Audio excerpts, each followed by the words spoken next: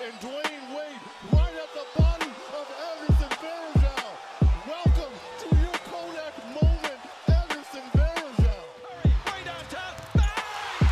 Bang! Oh, what a shot from Curry! I am giving, I know this is completely off topic, I'm giving Kevin Knox to the trade deadline to keep my... Y'all Knicks fans. To keep my fan baseness. But if he's not good, or at least better, by the trade deadline, I'm done He's with going to him. be better. He's not going to be good. Here's the thing about Kevin Knox. As high as I was on him before the draft, I didn't think he should have been like a franchise saver. Right, and he showed everyone who he was in college, and then everyone was like, okay, but he could be this. Okay, but if someone's going to show you who they are, believe them. Yeah. And- But he's in this weird position right now where I don't think he or the organization knows what his role is now and what his role is going to be in the future. Because he's like, he has the potential to be great. Yeah. Like, he has the perfect basketball... He has the perfect body. He has yeah. the ability to shoot the three. He has a good frame. It's just he needs to put on some weight. He's not doing any of it. It's just his mindset is bad. It's like Frank. Watch, Frank's gonna get traded somewhere for a second and become a high impact role player. Become a Hall of Famer. It's gonna be. Send him to the Spurs. They'll have another guard that they can turn into a star. Yeah. At least we're not the Lakers. What do you mean? Because anyone the Lakers trade away becomes better. Explain. Well, so look at. Okay, so what do you want to start? Like, look at Julius Randle on the Pelicans. Okay. Much better than he was on the Lakers. Okay. Look at D'Lo. D'Lo. Are you kidding me? Yeah. Look at even like Zubac. Like, Yeah, but Jordan Clarkson hasn't been much better. Jordan Clarkson's been the same player. because he's on the Cleveland Cavaliers. Like, who are name 5 players on the Cleveland Cavaliers? Don't test me. Darius Garland, Colin Sexton, Kevin Love, Tristan Thompson, Chetty Osman.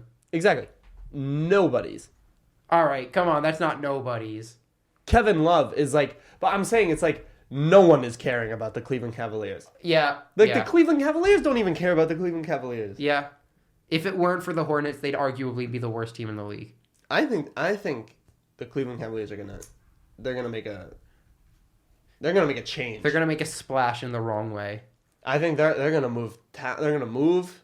They're gonna change something. No, they're not. I think they're not gonna move. They need something to like be like, yo, NBA, we're still here. Like, you know what I mean? Okay. Darius Garland could be that. They got a lot of good. They drafted really well this year. Darius Garland, Kevin Porter Jr., Dylan Windler, all potential to be high impact players. Mm-hmm. That's true. It's just, I don't know. No one's talking about them. Yeah. The Pelicans were in that position last year, but now everyone's talking about them because of Zion. Yeah, because they won, the draft. Yeah. Yeah. I'll say it again. I'm still not a fan of the new lottery odds. Yeah. It feels like as much as tanking is a thing, you didn't have to change the way the whole lottery works, because now there's going to be teams that are just going to be stuck with like bad lottery luck over and over again. Yeah, and it's like, and because the whole thing was be bad to get good. But even then, the Knicks last year were horrible. Like, there's nothing to say about that. Bad. The Knicks were just not good. And they were not good because they didn't have a roster set up for success. Fuck tanking. They just didn't have a good roster. Yeah. And when you don't have a good roster, you're not going to win a lot of games, and you should get high-level talent. Right. And while lottery odds should still be a thing, like in football, it's like 97% chance to get the first overall pick if you were the worst team in the league. Right. That's because, one player in football isn't going to make the impact that one player in basketball does. Yeah. But at the same time, making it that the bottom 3 teams all have 14 and then 12 and whatever gets you situations like these, where the Pelicans had an amazing roster, a roster set up for success, then they got to draft number 1 overall, and now they have what seems like too much talent. You say the Pelicans have too much talent? It feels like someone's going to get left out in the rain. I don't think so. You think they're going to manage everyone? Yeah. I think Lonzo Ball and Drew Holiday are going to work good together. Work well side by side. Okay. Zion is going to be Zion. And then you have a supporting cast of Brandon Ingram, and by supporting cast I mean still like stars, but like you have Brandon Ingram who can shoot the 3 and drive. And create, yeah. Yeah, you have Drew Holiday who can defend and apparently go off. Yeah. Lonzo Ball who can pass and rebound. And defend. And if what we saw yesterday was true, or 2 days ago, kind of shoot.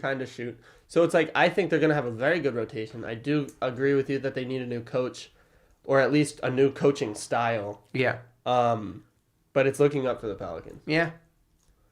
I'm just a little... When teams have too much talent, someone's not going to get maximized. That's exactly what we saw with the Thunder, and then everything went to shit. Mm-hmm. I feel like Nickeil Alexander-Walker isn't going to get the opportunity he deserves. I really thought the Magic should have taken him in last year's draft. Yeah. Because he's exactly the type of player they needed. Instead, they took Chuma Okeke from Auburn, and he's not going to play all year, and he's another power forward. But even then, it's questionable what's going on. Yeah. Because they brought in Derek Favors, could be the starting 5. Jackson Hayes could have done that, but Jackson Hayes is kind of redundant when you have Zion on the floor. Yeah. They need more shooting, but at the same time, they have so much young talent that they don't have any roster spots left. Yeah. And it's going to be like, I think they're good. They do need more shooting, but I think they should work on more shooting from the inside. I don't think they should or really even can try to bring in 3-point shooters? Yeah. Yeah. I mean, they do need some. I mean, you got JJ Redick. They got Redick. That was a great move, underrated move. But other than that, you go up and down the roster. Who do they have? They have Drew Holiday who can hit a shot. I guess Lonzo, if what we saw was true. Brandon Ingram, kinda, but is questionable. Also, he prefers to do his work inside the 3-point line. Yeah, mid-range is deadly. Zion ain't a 3-point shooter. Jackson Hayes certainly is not a 3-point shooter. Nickeil Alexander-Walker could do that. Yeah. But at the same time, that's not all you want him for. Right. And then who else is on that team? Darius Miller? Yeah, I mean, no one really. But, like, you work on Brandon Ingram's 3, you work on Lonzo's 3, you work on Drew's 3. I wouldn't really focus on the 3 with Zion yet. I would let it wait, kind of like a LeBron James type of thing. Yeah, I mean, even then, you just let Zion play this year, and you play with house money, and then next summer you start working on stuff. Yeah, I agree. Like, you don't try to add anything to Zion's game yet. You got to see where his strengths are. Yeah, you got to see what his game is in the NBA. Yeah.